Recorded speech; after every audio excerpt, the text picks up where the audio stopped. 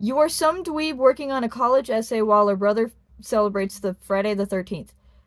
Not you, you. You look up because a hot lady is dancing to a funky beat, the perfect carrot on a stick for any average queer. But what's that? You're extra queer and oogle at the hot cross-faded nerd on screen that shows up immediately after? And it's just one scene and you're like, ooh la la, but then he dies like 2 minutes later? Well, of course you do, cause that's your cinematic lifestyle, baby. You always fall in love with a side character that bites the dust not even an episode later. The solution becomes looking up the actor, finding some other niche bullshit they're in, and then, you know, pretending your favorite dum-dum is still alive. I have officially dubbed this sequence the Chandler Riggs effect. 3 years ago, this same thing happened with Carl Grimes. It's specifically the scene where he's kicking Ron's ass, because, you know, we all know Ron sucks. He sucks. So like Chandler Riggs, I look up the man of the hour, Aaron Yu, and I searched his IMDb before ultimately landing on the Tomorrow People. I've never heard of this before. I didn't even read the description. I don't know any of the people that are in it. I'm going in narrow visioned and all I see is Aaron Yu. Also, big ol' heads up. Spoilers for the Tomorrow People. I basically explained the whole show in this. So like if it looks interesting to you, watch it before you watch this, I guess. The exposition is now over and the video is starting.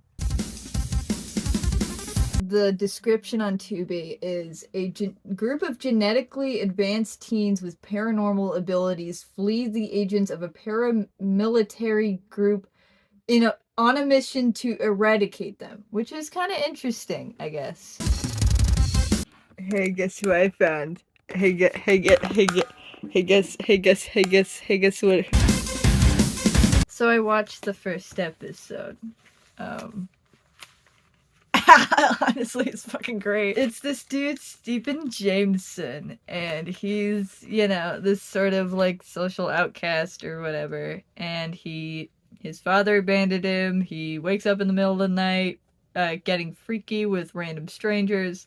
It's, you know, it's not an ideal life. Jump cuts away from that to some dude named John stealing a file, and they're like, hey kid, and then he just teleports away, you know, as you do. Steven is very troubled, so they think it's a medical thing, but it's not. Someone is talking in his head, and he's like, get out of my head! There's also this dumb bully guy. He's not very important. So he follows the voice that tells him to go to the subway, and John comes out of nowhere and teleports him. And it's revealed that his voice's name is Kara, and she's, you know, some hottie that introduces him to the group of super baddies. They are called the Tomorrow People. Wow! So they have the 3 T's. They have teleporting, telepathy, and telekinesis. And they're all connected with one another, like telepathically, you know, one of the 3 T's we just learned. Anyway, Russell! His name is Russell. So there's some shadow war between the species because some species are picked up by this evil organization called Ultra who is seeking to destroy the species but also recruit some of the species to have them take out the species. It's revealed to him that his dad didn't just up and leave for no reason.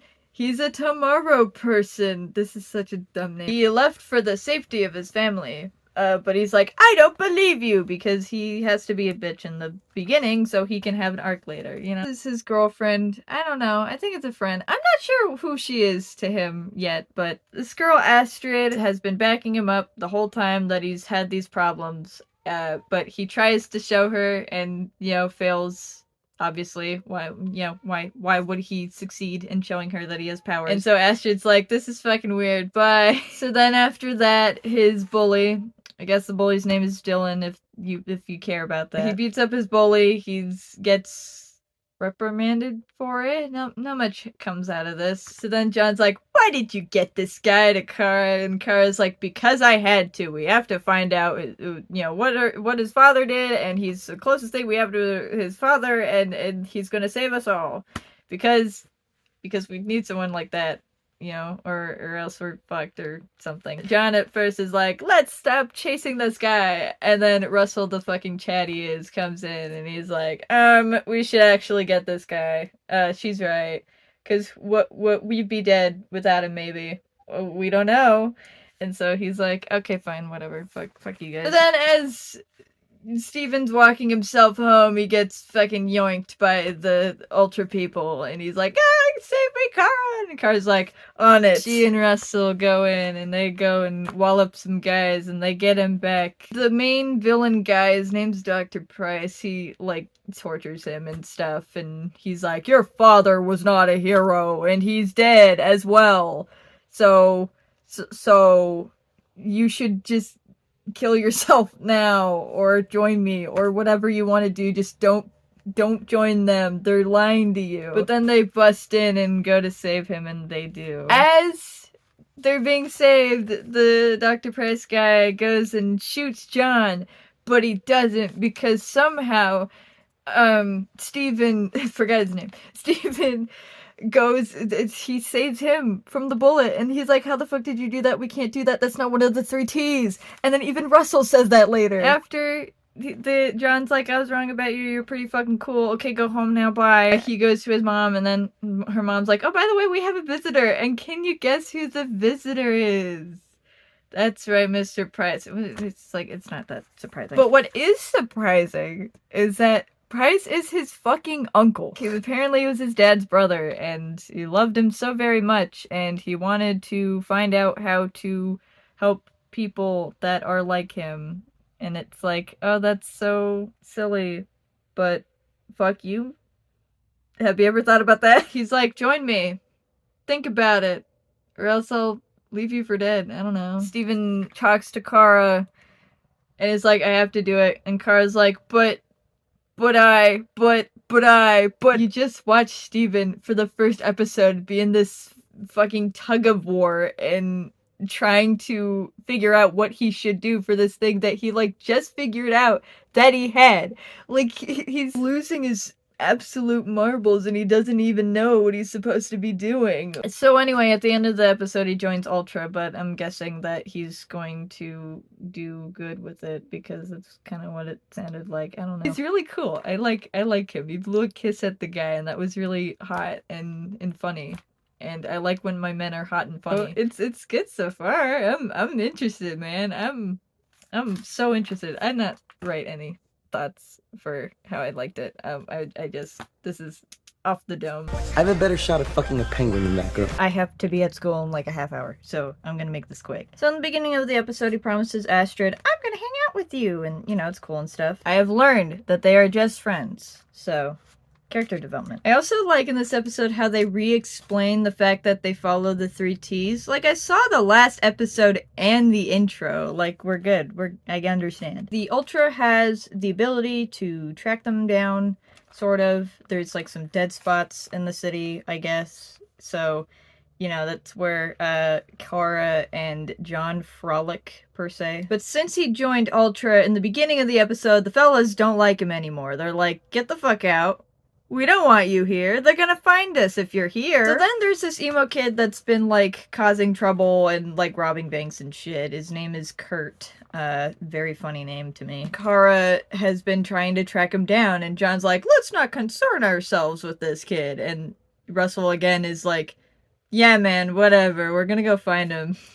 Because he's gotta put in his 2 cents every now and then. So then Kara gives Steven what's called a D-chip. It reflects telepathy, apparently, and it's his father's watch, but de-chipified. Him and some other guy named Vaughn, he doesn't become important at all, because he's dead at the end of the episode, spoiler alert. They go to Kurt's house, had to remember his name, Kurt. Steven's like, he's in the top cellar, and he's like, thanks, and sends in a kill squad, and he's like, I didn't know they would do that, why are they doing that? The organization that wants to eradicate my species sent in things to eradicate them? What? So Kara goes in and saves Kurt, takes him to the people place. I don't really know what they call it. Price doesn't believe that Steven's there to do good for his company, at least. So he sends him in to be telepathed. And, that doesn't work because all he thinks about is his dad. Also, Kara isn't John's girlfriend. She says that that's not his boyfriend. But why are you guys kissing then? She doesn't even say it's like a friends with benefits thing. It's just like, it's not like that. Then what is it like? What is this the human equivalent to, right? Like, what, you go smooching around everyone? Can you give Russell a little kiss? The events of the episode has inspired Steven to be a better son, a brother, friend, but like different species friend. He's also gonna keep working under Vaughn because they need someone in the inside. So he's staying. Also, Russell and Kurt are besties. It's really cute. I don't think I'm gonna take as much time recapping with the rest of the episodes because there's a lot of episodes. There's 22 episodes. If I spent 5 minutes recapping all of them, you do the math on how many minutes that is. That's a lot of minutes. Andrew and Brad, our producers, So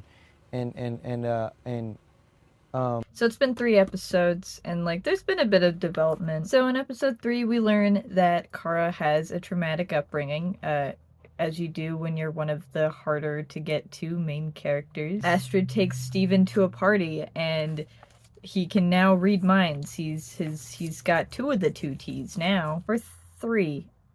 I don't know, he just figured out telepathy. Either way. Then a girl is like, I'm gonna not be alive in 2 days. And they're like, don't concern yourself with her. She's a human. And he's like, well, I'm going to do it anyway. So by the end of the episode, he convinces Kara to save this girl from killing herself. And that's pretty much the whole premise of the episode, except for the fact that Astrid sees Steven poof out of thin air. How'd he do that? I've also noticed that when they're trying to telepath to each other, sometimes they speak aloud instead of speaking their mind.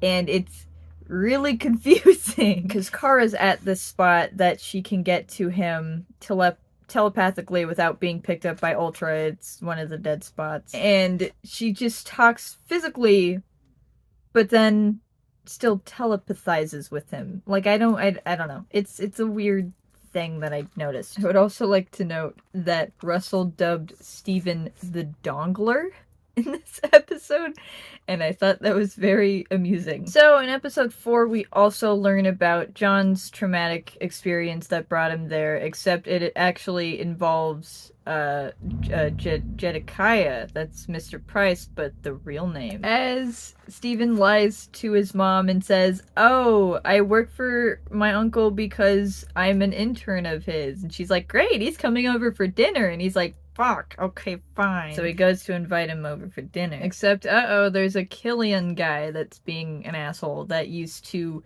I forgot to explain how Mr. Price is relevant in John's upbringing. Basically, he hired him for Ultra. Okay, now we're caught up. So Killian was also in there, and they were friends, sort of. They say they were, but nothing about the flashbacks makes me think that, so whatever. Something that I failed to mention is that the Tomorrow People can't kill people, except Killian. And so far, only Killian. So Killian comes out of thin air again, and he tries to kill Price or whatever, but then he doesn't. Because John goes and kills him. Now you might be wondering, I just mentioned Killian is the only one that can kill Ian. But no, that is incorrect, because John also can.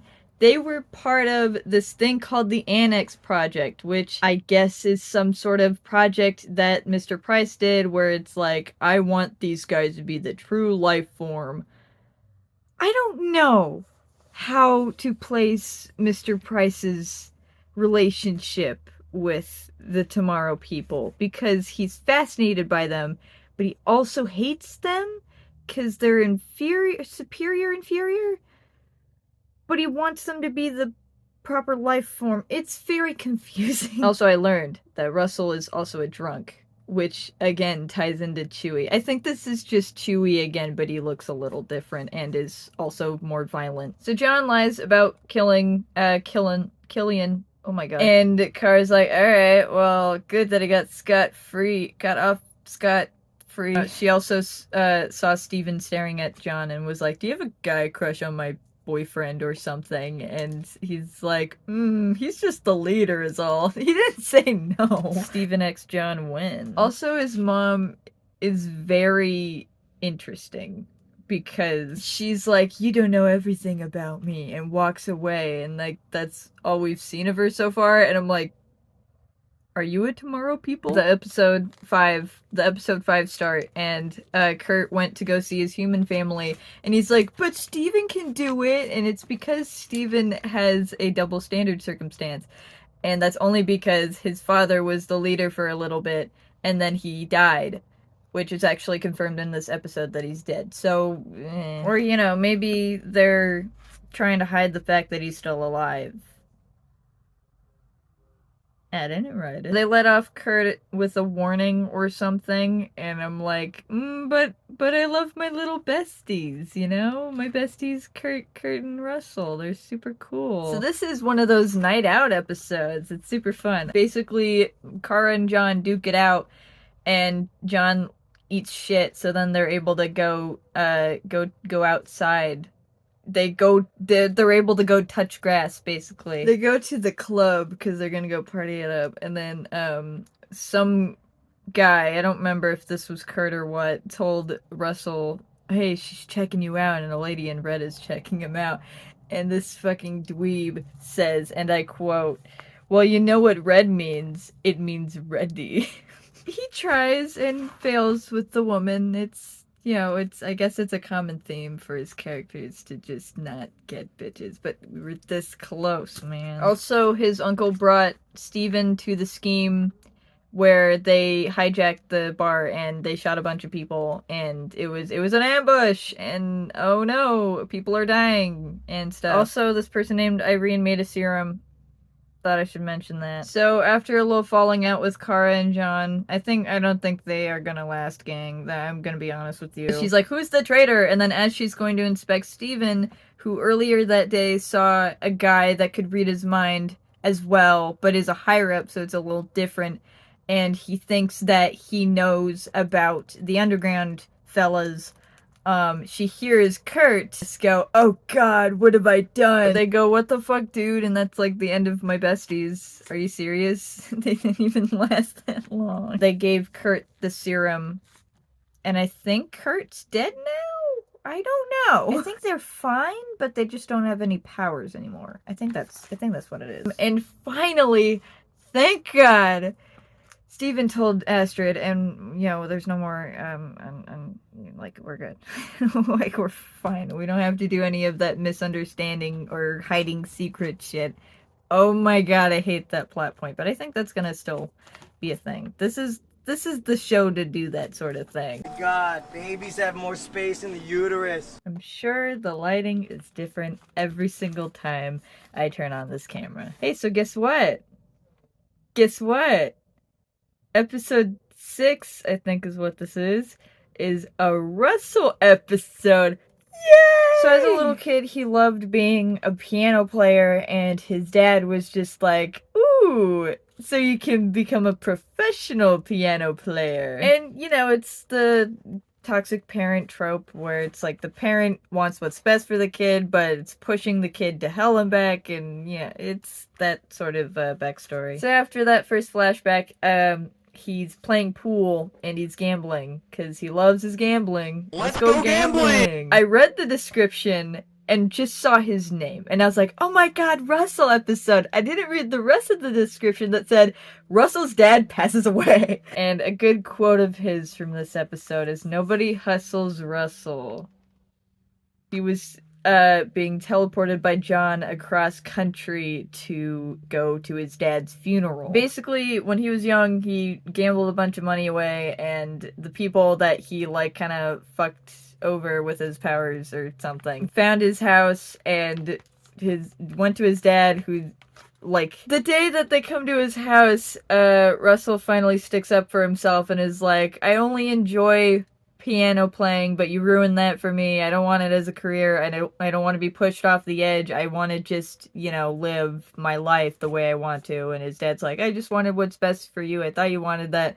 It's what I just explained. As they're about to make up, the fellas who are gonna come kill him or whatever come to kill him, and his dad is like, I don't know where he is, and they're like, tell us where he is, and he's like, I don't know where he is, man, and then they like hammer his hand. He lives after that, so then he's scared to go to the funeral, and he's like, I don't know if I can do it, and then John's like, just do it, Nike. He goes to the house, talks to his mom, and he's like, is there anything I can do? And then his mom was like, there is one thing you can do, and can you guess what the one thing you can do is?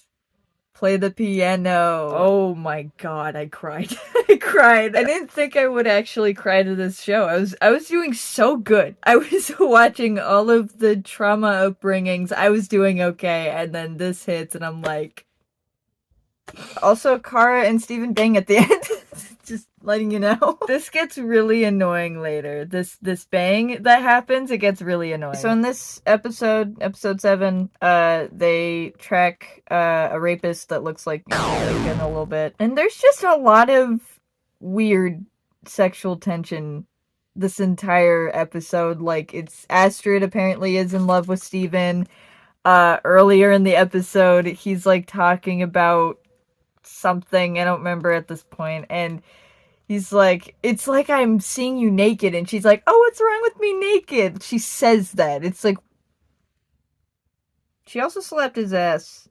That's not important. I also should probably mention that Steven has a brother named Luca. He doesn't do much, but he's there. 3 people are in love with Steven. Oh my god. And 2 of them are revealed that episode. Like, are you serious? Jenny. I think it's Jenny. So it's Astrid, Kara, and Jenny. I don't know why this guy is getting so many bitches. Like, stop. Leave him alone. Russell's fine. Like, dude is single and ready to mingle. Also, in this episode, since it's, 2013, I'm pretty sure those, like, balance bands things were still a thing, and they reference it in the episode, and I think that is fucking hilarious. It's a band that can, like, restrict their powers, and they're just a normal guy. It's basically, giving them an antidote, except it's not so painful, I guess? I don't know why they don't just do that, because they can't take them off themselves, so why would you do the more painful route every time? Is it too expensive? It's probably too expensive. Water is a psychic barrier. Hope you're taking notes. He goes to kill the rapist, and he almost drowns, and this has him do this thing called limbo, where when you're dying, you stop time. And his dad used to do that. And he sees his dad, and the dad's like, Thanatos, goodbye, and that's it. And so now he's like, what's Thanatos? So now he's looking around for that. And also his dad, who's alive, ? It's so confusing. Episode 8, not season 8. There's only one season. So 6 years ago, they took John's inability to kill away. So John's able to kill, right? We know this. I put a lot of Russell quotes in this. The Russell quote of the episode is, I am one man, Ocean's 11. Just thought you should know that. Russell and Kara sneak into Price's place to figure out about Thanatos, if they can, except Price wakes up and Russell accidentally teleports him to the fucking underground. My boy did nothing wrong, he just jumped on him and that's not his fault. So now Price is underground and hostage, and the dude that talked to Steven earlier, that was just a voice, his name's the Founder. He's apparently one of the founders of the thing, that's why they call him the Founder. To cover up for Price being gone, Steven's like, I think I have a reading. He's tracking down this lady named Morgan. And the Founder's like, I'm onto you, bitch. Now he's more suspect than he was before. Like, Steven sometimes just fucks shit up for himself. honestly kind of funny. They hint at John having to do this this scary mission, and I was like, it'd be funny if he was tasked to kill Steven's dad and did, and like his dad's dead. I swear to God, I did not write this show. He learns that his dad, and this dude named Aldous Crick worked on Thanatos, which is basically the study of that thing, limbo, pretty much. But it's like you experiment where you almost kill them to do it. Also, they captured John at the end of the episode. That's how the episode ends, is that they captured John. Episode 9. Steven finds out that John killed, the guy they've been looking for the whole time, / his dad. So there's 2 whammies there. Also, they released Price. I thought I should have mentioned that. I don't know. They didn't do much with capturing Price. He didn't let them read his mind or anything, and he I don't know, he punted Russell, and I hated that. He captured John, and then they're like, alright, we're gonna capture your secret girlfriend. How about that? Also, Kara showed Price that she still has powers. So now he's up Steven's ass. But not literally, because they're related. Dude! She knew that was the case. Why did she do that still? There are so many other people in the undergrad, just have someone else do it. I've had it up to here with Kara. Honestly, I've had it up to here with Kara. She is honestly starting to piss me off quite a bit. But since John is Price's absolute beloved, he schemes to release John, and John is out of there, and that's great. Then he actually schemes with the Tomorrow People to keep Morgan safe by faking her death, or like killing her, because the founder tasked him with killing her. So then he killed her, and then they have her in the underground now, so she's part of the peeps, I guess. Also, there was this little scene where they were watching the tapes for the Thanatos project. I forgot it. And it's just Russell and Steven are on the couch, and it just looks like they're having a little movie night, and it's very silly. He sets up a thing where he invites the fellas to dinner at his house, so now the mom knows of the Tomorrow People, but not that they are Tomorrow People, so they just, they are now family friends, pretty much. So, like, if he disappears as, like, his dad, he doesn't seem like he's abandoning them like his dad. Astrid now not only is in love with Steven, she's now also in love with John. Why is everyone in love with everyone but Russell? I don't... It's pissing... It's... Why? Why? Then they run the little experiment where they almost killed him on Steven, and then Steven talks to his dad, and his dad tells him that they have to find his body. So, like, his subconscious is still alive, but he's not physically alive. Speedrun. Speedrun? Episode 10. They're on a mission to find Simon Plame, whoever that is. Also, Kara is really degrading. She's denying his ability to go limbo because she's like, but did you actually see what you saw? Because she thinks that he's he's, that's not the word. Hallucinating. The other 8. They demote John for being leader and then put Kara as a leader even though she doesn't want to be. They're gonna break into this thing called the Citadel where they experiment on guys. His mom is now going into dating. They saved this girl named Charlotte. Yeah. The Plame was a guy that wanted his dad's corpse, so they killed him. Episode 11. I hate this episode. Some weirdos saved Kara, and years later he's still weird. He beat up my guy. That's bad. The thing I found funny is that he said that Kara used to steal junk food, but it showed her stealing an apple. And then there's also this bitch named Hillary that gets introduced. That's all of episode 11. 0 out of 10. Episode 12. Steven goes on a camping trip with this guy named Peter that his mom is dating. John watches over Astrid as he's gone. Astrid got set up because they know that she was with Steven, who's a not human.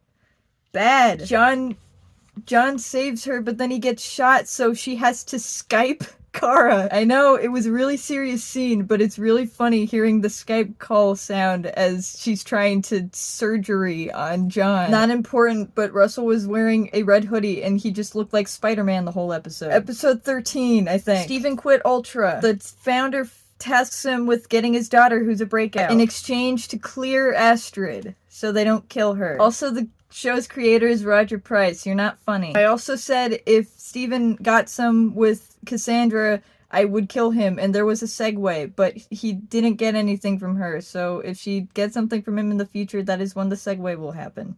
If it never does, then I'm sorry to hype you up for that. John does the trade with Cassandra, but Kara didn't like that, and she's like, you're going against my authority, get out. So she kicked out John, which is very smart. She's very smart. I hate Kara. The founder lied, so he went to go send a kill squad to Astrid, but then it's revealed that his mom, who was on a cafe date with Astrid and her dad, is a Tomorrow person. That's a bombshell at the very end of episodes that were nothing for so long. I hope that episode 11's the worst that it gets. I think we're in the era of, like, it gets worse before it gets better, and it might actually be ending with his mom being a Tomorrow person, and that's really cool.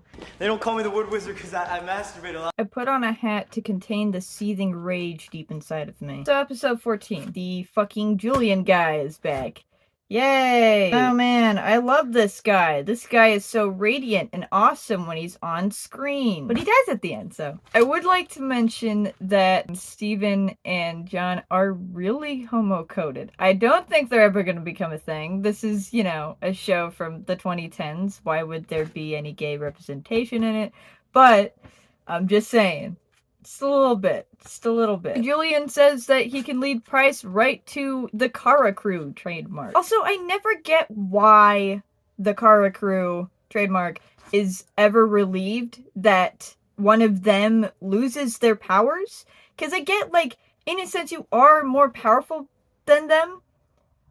But remember that he can now kill you, right? But he can't because he didn't actually take his powers. Price was using him. I don't support Diane Tward, but I wouldn't expect John to be into that type of music, and I think it's fucking metal hearing the song while he's working out. It's like, I love John's vibe. I'm gonna be honest. Not much else happens besides the fact that he explodes at the end of it because Price is like, I put a bomb in your nose.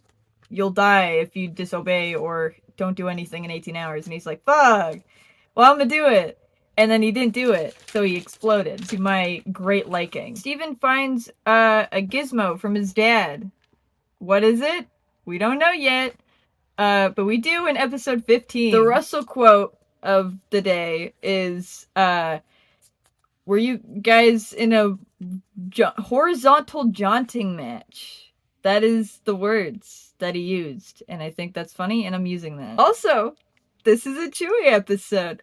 Wrong character. Russell episode. Also, the key leads to his dad's body. It didn't take long for us to figure out what it does. During Russell's gambling years where he had Chewie hair, that's probably why I mixed him up. He had this partner, Talia, I forgot her name. They were cool and awesome and swag until they weren't. So, yay! He got bitches! That's awesome! Like, I'm happy. I'm like, wee! Bitches! Also, Tubi, if you like Candy Crush so much, why don't you just fucking marry Candy Crush? Because Candy Crush is, like, more than half of the ads. I don't know why. I don't know how good that blowjob they're doing with Tubi is, but apparently it's amazing. You must be Candy Crush if you think we're fucked. Later in the episode, Russell suggests that maybe they should stop hiding underground so much. And he has, like, a little bit of character development. And I'm like, ooh, look at my guy pushing the plot forward. Go, girl. Morgan's pregnant. This hasn't come up yet since this episode, but Morgan is pregnant. So, you know, after Russell saves the day, because he's really awesome and cool, Steven and Hillary go to his house. And if Steven got some, I would kill him. I don't care if it was Cassandra, man. It's over for you, bud. I said I would, and I don't like making promises I can't keep, so we're gonna kill you, man. Okay, Price is dead. This is not going well already. This is ironic. Russell chases Peter Damn it, he's fighting back. No, accept your fate, Jameson. R.I.P. losers. That is actually really nice. Russell stalking Steven. Love to see it. Actually, Steven goes by her. What a trans icon. Oh, thank God. Wait a minute. Fuck you, man. Yeah, suck my... Okay, I'm done with this now. I hope you learned your lesson, Jameson. And then Steven found the body. He's gonna talk to Price about it. For like the past... 3 episodes, we've been going between Price sucks, no the founder sucks, no Price sucks, no the founder sucks. And this circles back to the first episode where Jameson is just in like this tug of war of like what is right and what is wrong. Who am I supposed to trust? Who am I supposed to look to? Right? It's such a confusing mess, and he's just like, I don't know. I'm just Price's big idea. Let's kill the founder. I'm on board, because I don't fucking trust this guy. But then Jameson does trust this guy, and he's like, I trust him more than you, so I'm not in. And it's like, are you kidding me? I mean, they try to set it up, but it doesn't really go anywhere. So Kara finds her sister this episode, so that's cool. She also says the smartest thing she said in episodes, and that's, I'm on board with killing the founder. Yay! Finally! You're on board with something. Did I mention Cassie? I think I mentioned Cassie, right? She dies. They go to kill the founder, and then John shoots the founder, but then the founder's like, ugh! And then the bullet hits his daughter, and then he's like, what have you done? The rest of the episode is a dilemma of who good, who bad. It hurts. It hurts my brain. So I think this is episode 18. Wait, so then that's 6. Hey, gang. I missed an episode. I just realized in my head the math wasn't mathing, and I looked back and I missed an episode. The most important part of that first episode is that Steven joined Ultra again. 17, 18. But then that wouldn't math either. I don't know what episode it is anymore. So this episode, Founder is the new boss. He's reforming Ultra. They're supposed to still track breakouts, but they don't kill anymore. Totally not. So about in the middle of the episode, Price goes to Steven's house, and Luca is like, oh, what's up? And he's like, hey, your brother's a Tomorrow Purple. It just gets worse.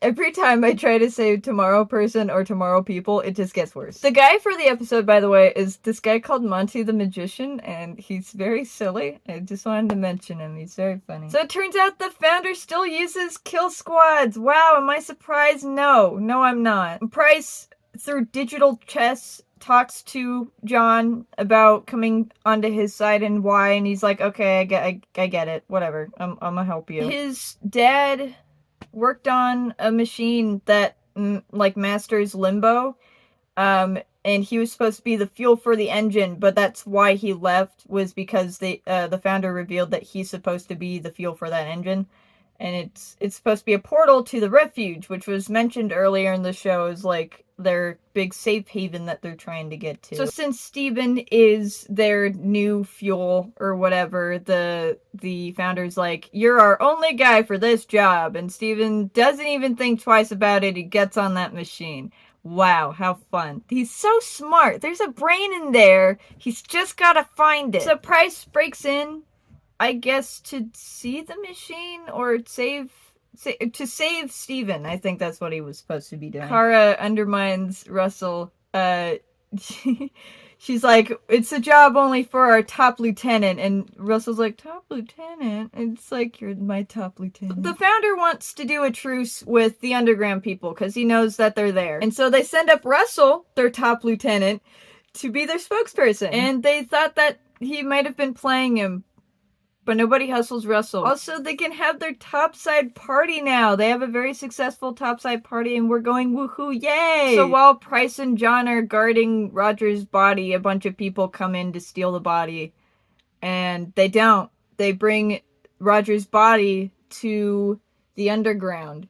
And so they bring Steven's mom to come nurse him back to health. And she's like, oh my god, it's my fucking husband. And then Price is there too, I guess. I'd like to note, Russell was drunk this entire episode.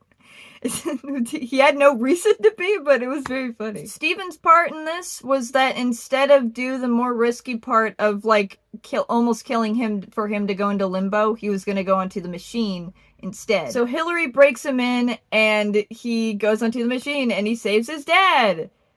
Yeah! His dad's alive now. Hillary was a ploy. I'm not really surprised, to be honest. That's what you get for fucking around too much. You should have just settled for Astrid or some shit. Like, he played around way too much. Or, like, Kara, John, and him could have had a threesome. Him and John had that chemistry, so it could have worked out. Whatever. So we're in the final stretch. I'm on episode 20. This was episode 19. The one that I just read was episode 19. I don't know. I've kind of lost track of the ones that I've talked about already, so I'm sorry about that. But we're on episode 20, and we'll see what the endgame is. Even though we already passed the episode that's called Endgame, but, you know, wasn't. We're almost there. We're not there yet, but we're almost there. Oh! I know.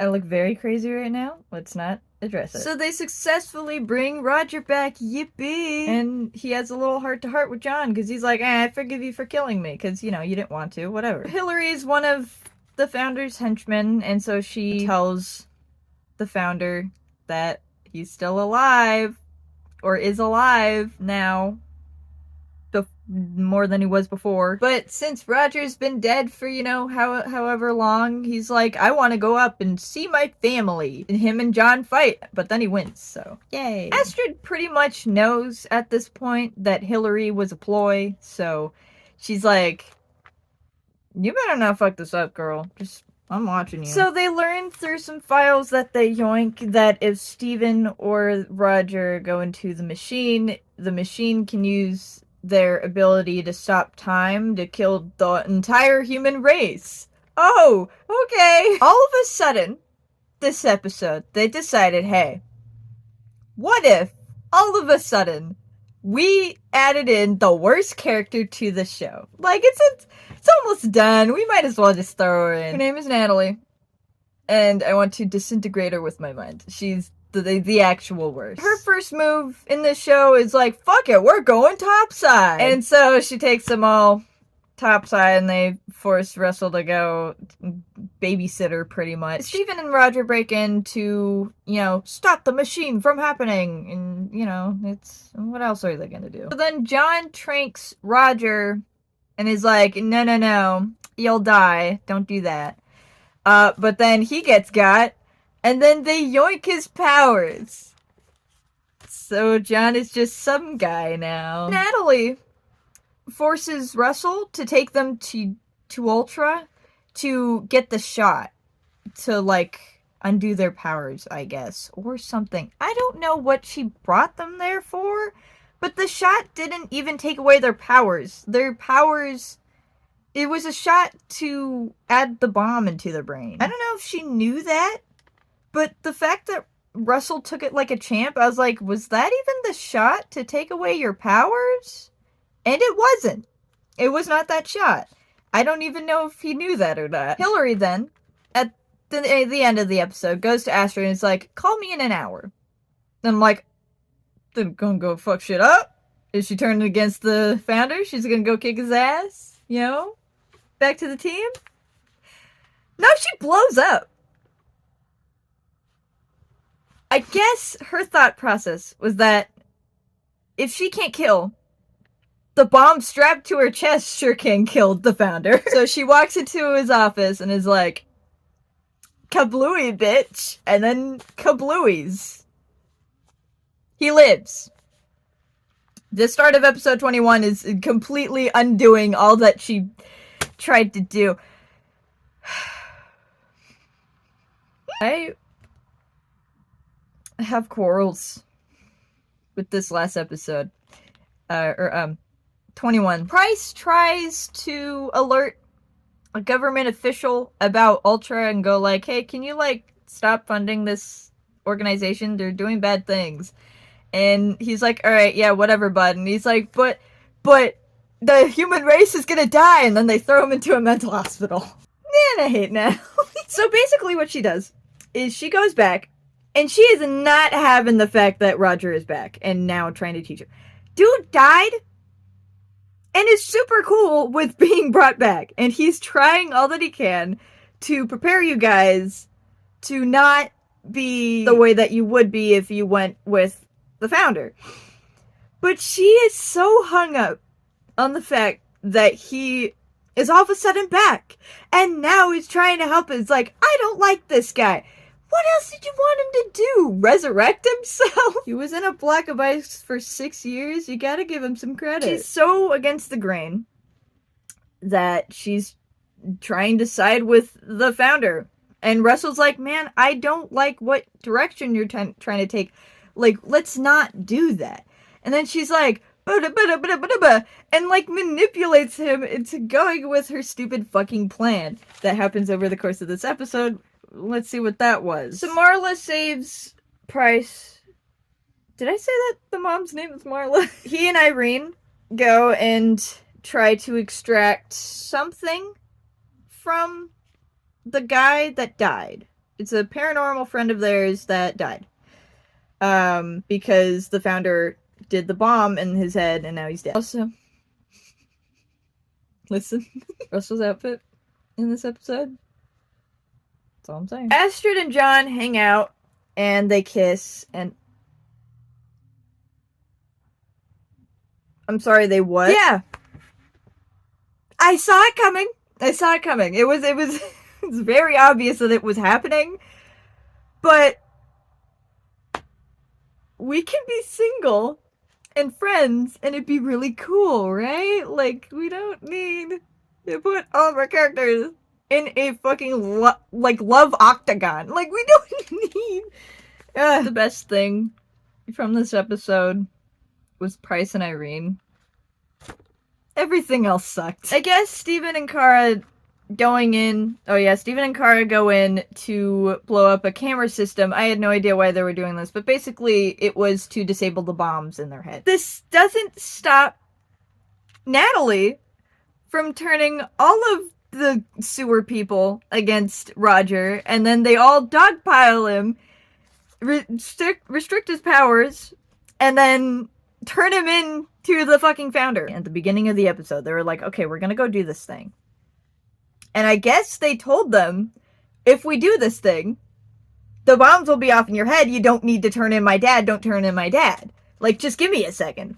But since they're dropping by the hour because the founder said that he'd kill them hourly, Natalie was like, all right, let's not wait anymore and turn him in, even though they returned, like, not even an hour later. I get you guys don't want to die. I don't want my baby to die. So, like, I get it. But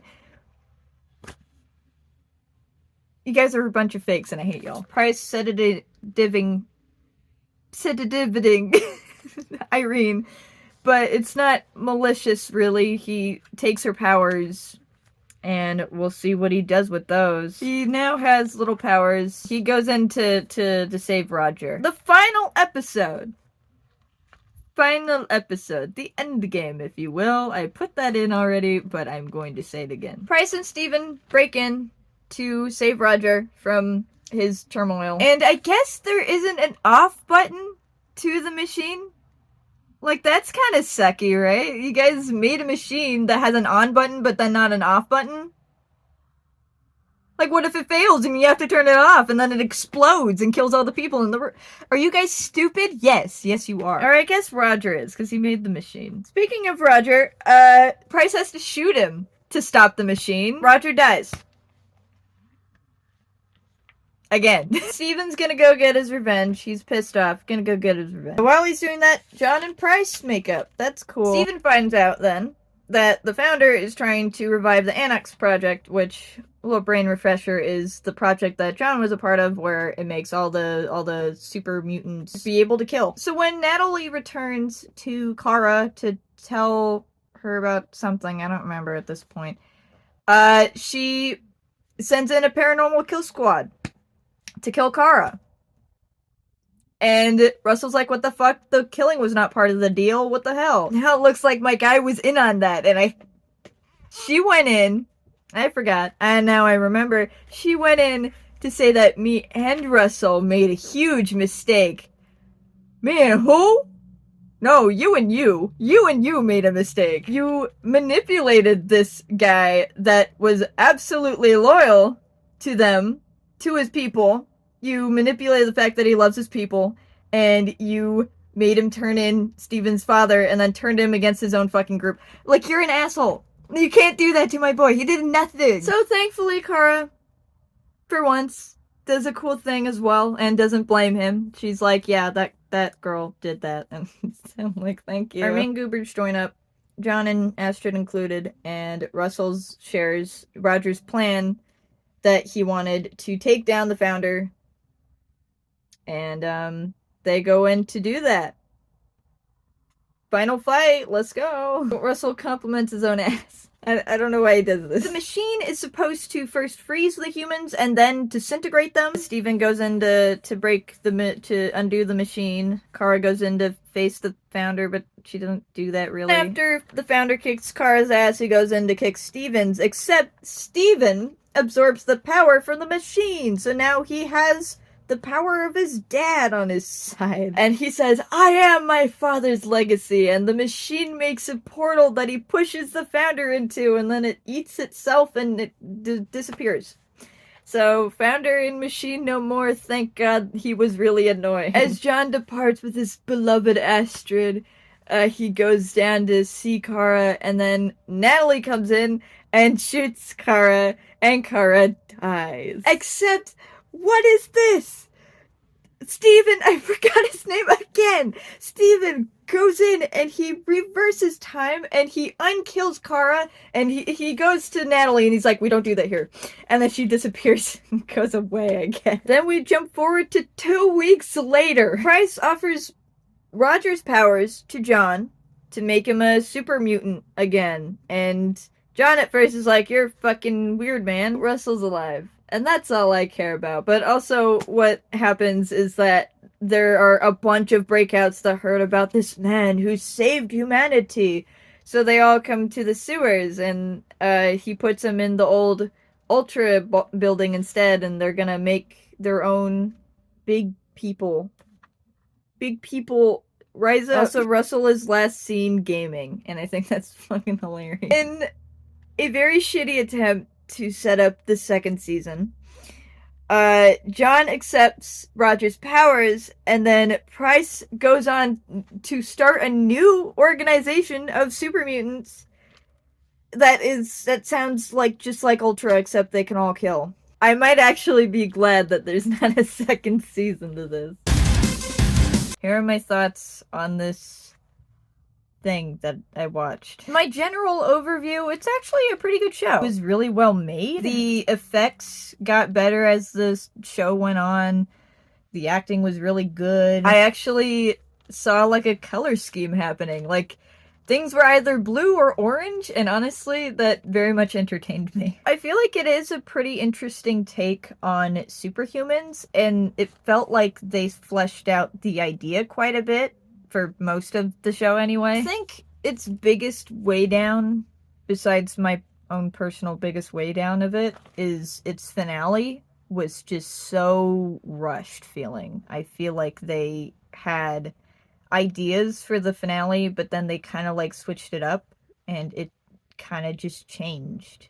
Like, it just felt like a different way than they were building up to, I guess. I don't know how to describe it. It just kind of fell flat because of it. Let's say something positive. Here are my positives from the show. Steven was a pretty good protagonist, I thought. He was pretty compelling. He had, like, a lot of reason for us to be rooting for him. He wasn't a shitty guy. He wasn't super mean or whatever. He started out imperfect and then became better as the show went on. Like, it, you know, I didn't have many complaints about him. Sometimes he was just stupid, and, he also participated in my own personal gripe, and yeah, I have a whole segment for that. I guess John was neat.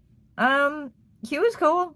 I don't really have many notes about John, because it's like, I liked his backstory. It was cool. It's compelling seeing him have to choose between one shitty life or the other. The show kind of pretended like he was a bad guy, but I don't think he was. He just, like, kind of got defensive every now and then and didn't open up very much. But other than that, like, he was a pretty cool guy. He didn't, you know, he did good with his ability to kill. Like, yeah, I don't know. He's cool. Kara had an interesting backstory.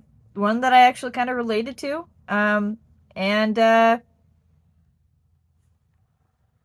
yeah, Price. I felt like Price was pretty compelling. He had like a lot going for him, I thought. Whether he was a villain or a hero, he had that same charm and funniness to him. He looks like someone that would be so deadpan and just like, oh yeah, this is just the maniacal dude that's the overlord or whatever, and will, manipulate him with the fact that he's family. And it's like, it looks like he's gonna do that, but then he like develops into like a more interesting villain, and then he develops into a good guy, and then slaps on villain at the end. But whatever, we're not going to talk about that. I don't have many notes on Marla, Astrid, or Luca. They were there and they were cool. I also really liked the build-up to the finale. Like, just that middle part of the show was the best part of the show, because everything kept ramping up. We kept learning more and more. Like, we felt like we were going somewhere that, even though they felt aimless, like, their choices in where we're going next felt pretty natural. I will say, dislikes. Hillary kind of blowed. I thought that she was off to a very interesting start. I thought that her being a hard ass actually paid off, because she started to feel kind of compelling. And it's like, okay, so what is she gonna do with this?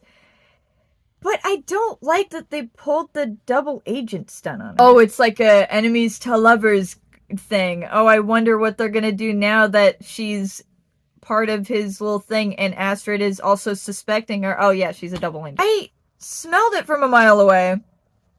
Didn't feel like mentioning it, because I was like, I'm getting tired of predicting stuff, so I'm just gonna let this run its course. She's a double agent, whatever. An episode later, she's dead. The founder already suspected that Roger was alive, right? So it was only a matter of time until he found out about Roger. Did he need Hillary to figure out for him? I'm not convinced that he did. And then she doesn't even die for a reason, because the founder doesn't even die for some reason. I think what they could say that it was that it's like the bullets. Like, if it's being shot by someone who can't kill, it can't kill you. But then that pisses me off, because then she did that for nothing and knew that it was for nothing, because she can't kill. I can't understand Kara. And it's hard, because it's like, why are you so stupid randomly? It's very conflicting as a character, and she does things out of recklessness. She kind of played with Steven for a little bit, and then was just like, never mind. And it's, I get that you were connected, but also you are connected with everyone else. Why would you cheat on your boyfriend for this guy that you just met? Like, I like that the founder was kind of slowly revealed to be the villain of the story, and I felt like the lead up was kind of effective for a while until it wasn't. I just am not fully convinced on his motives. He's a malicious piece of shit, but wants to kill humanity because it's right, but also wants to kill his own kind. Why do you want to kill humanity so badly? Is it just because they hate us? Because, like, everyone else's motive is that already. What makes you different? And it's not like he's the most powerful guy either. Like, it would have been interesting if they went against the big bad and leveled out the playing field, but he's just, like, more experienced than them. Like, he's literally their same level, but he's had more experience. I don't know. He doesn't sell me. He doesn't feel like the presence like they're trying to make him, I feel. Speaking of power differences, the time advantage that Steven had came up a couple times in the beginning, and then at the very end, but only because it was plot relevant. He did not stop time once. That entire show, minus those first couple of episodes, And then at the very end, he was the key to the death of humanity because he could stop time. And they made such a big deal about it coming in handy when he needed it to, but it never did until the very end. And then it didn't even come into handy except to show the fact that he also can now reverse time, which I feel like they wouldn't even utilize in the next season if there was one anyway. Because they would probably just treat it as the same time thing, right? The finale overall, I felt really fell flat. Because it felt like we were going a completely different direction. But then we change up some relationships last second. We throw in this villain that's gonna be coming in next season, you know, whenever that is. It's been like a decade. Rush Jedediah's, I guess, re-heel turn? It's so confusing at the end. It's like, is he just starting another Ultra? This came out of left field. And then John just hops on that boat like he's cool with being a super mutant again. That was his whole traumatic impasse. Like, he didn't want to do that again. And then he's finally human, and then he's like, oh yeah, I want to be a super soldier again. But Natalie's the shoehorned villain person that's supposed to be AWOL until the next season. Where did she come from? She just all of a sudden was part of the people. I never saw her in the background. She just all of a sudden was a character in like what season or episode 19, 20 maybe. And then she just tries to drag Russell down with her for some reason. We do that. And thankfully, our guys did not fall for that. I'm happy we did not do that. We did not need that in the last couple episodes. I just was never with her. Not even once. Her dialogue was annoying. She was annoying. She just did shitty things. She got the dad killed for whatever purpose. I feel like we could have found a different way to get him into that chair, but what happened to Steven's school life? Why couldn't we have just included less of his school life? And then, like, if they were gonna just cut off the school part, just, like, give us a reason.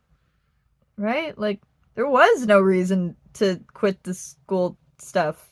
He didn't get caught for being a paranormal. He didn't get kicked out. Like, nothing. Like, he was just out one day. And it was, like, weird. This last gripe before a segment is the fact that there were 4 main characters, and one of them was a main side character. And I believe Russell was only made a main character to be expendable. He was only really made important enough when it mattered, and also to give him a little backstory, pretty much. That's a smaller gripe. None of these are really super serious. My biggest gripe really is the romance, because, oh my god, does it suck. I get that it's the end of the world, sort of, and you're trying to save it, or whatever, but that doesn't mean that we have to shoot off in every different direction and try every single romantic route possible. You can just have 2 characters be intimate friends. That can just be a thing, right? Like, we don't have to do that. I'm going to show you where everyone goes on this thing. So Steven likes Kara. Kara likes John. Russell likes Talia. Astrid likes Steven. And also John. And then last minute, Natalie. It's just one scene where they kiss, and then that's pretty much the whole thing. But Price likes Morgan. Marla likes Roger. And then for a little bit, Marla likes Peter. Steven briefly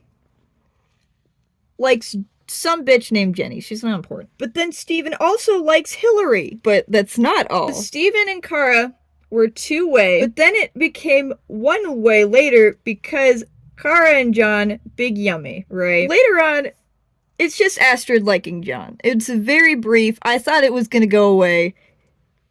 It does not. Russell likes Talia, but that doesn't really matter because they were like a 1-episode thing. What? My phone died, so boo, outfit change. I'm only putting it 1-way to Russell because it just looked like Natalie kissed him rather than he kissed her, and like, that was it. That was their only scene together doing that, so 1-way. Astrid to Steven is 1-way. I guess I put Steven and Jenny going both ways. I don't know what to mark Marla and Peter. I guess they were both ways a little bit. For the fuck of it.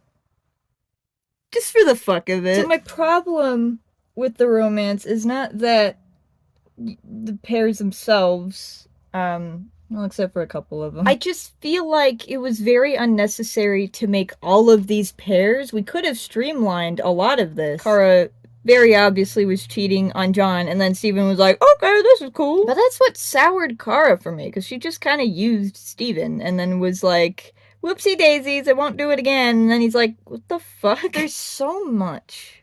So many pairs. We don't need to focus on all of these. Romance is not the primary focus of the show, so why are we focusing so much on the romance? Why are we rushing it, too, if we're focusing so hard on it? We could have cut out quite a few of these, and it'd be a lot more concise and understandable, and people wouldn't just feel like awkward exes the whole time. You don't need to do it. That's all I'm saying. We have circled back to the reason why we're all gathered here today. Russell! My evaluation is like a solid 9 out of 10. He's very sweet, he's very funny, very caring for his people, was a very good right-hand man, he was very adaptive to situations, and like he went in and he kicked ass. I felt like his backstory was very, very developed and compelling. I feel like the backstories were like the peak of the writing, pretty much. I think it's good and bad that he was very similar to Chewie. It's like a good character type, like it's sweet dude that's just fucking around, having a good time, not really doing anything wrong, just like chilling. But I looked around in Aaron Yu's Instagram, and I found this little paragraph from a post of his that was actually a really good read. Quote, just the other day I got an audition for an undersexed, semi-pathetic best friend. I turned it down as I've turned down many similar auditions. Which very much describes Chewie, and also a little bit Russell. He says that he had a good time as Russell, he mentions him, very cool. But like, I get the archetype that he's talking about. Sometimes there's just that type of person that gets casted for like one thing, and that's that one thing. A more probably well-known type is even Dwayne Johnson, who's just the smoldering tough guy that has just that little bit of humor to him. Kind of the two-dimensional main character that is to set them off into the sunset and also gets the girl because why wouldn't he? He's Dwayne Johnson. I get that point where it's like you're casted to be the same character over and over again essentially. You're just wearing different clothes and your hair's a little different. And this did peek through Russell quite a bit. He did feel a little stereotypical. He was a main character, but he was a main side character. So he was supposed to be the expendable character that they were just supposed to use every now and then whenever he was useful. Yes, he had a lot of screen time. He was in every episode, and he had his great moments, but most of what he did overall was for the team because the team made him do that. I also see that he was a little less authentic because he was pretty much the only character in the show to make a race joke, which made it feel very out of place when it happened because no one else was making them, and there were people of other races in the show, but he was the only one to make it. And he made a point in his paragraph where he's like, I feel like I'm casted for stuff just because I'm Asian, and maybe that was going through their mind while they were casting him for Russell. Sometimes it's just really easy to make your character stereotypical because it's like, oh, we'll just follow the archetype and boom, we got a character. We can just blow through the story now. Despite all that, I thought he slayed, and he was very much worth getting into the show for. So I'd say if you're looking for a show of superheroes, superhumans, however you would like to call them, I'd recommend this one. It's good for the most part. Maybe I shouldn't have recommended it to you after I explained all of it to you, but whatever. You can watch it still. I'm not stopping you. It's free on Tubi. Here's where I say that this is just like a whole practice video. I know this was an interesting choice because I don't know what way to take this because all I know is that I'm into shows. I have some skills. And I'm very passionate about all of my interests. Like, I hyperfixate on stuff all the time. I might do more videos based on TV shows and characters and movies. That's kind of the direction I want to go. but I cannot promise you that because every time I say that I'm gonna do something, I don't do it. So, just take my word with like a cup of salt. I also don't want you to take any of my words for gospel, okay? If you think this show sucks balls start to finish, that's okay. We're not gonna all like the same show. Whatever. It doesn't matter. It's just a show. I'm trying to come out with 2 more videos. I've been kind of working on this one that I'm not going to tell you about just in case I don't do it. I feel like I'm not going to do that one, but I am going to try to do a video over the course of October where I watch a movie every single day of October in spirit of Halloween. So if you want to see that when it comes out, just check back in November. It might be there, it might not be. And this is an outro.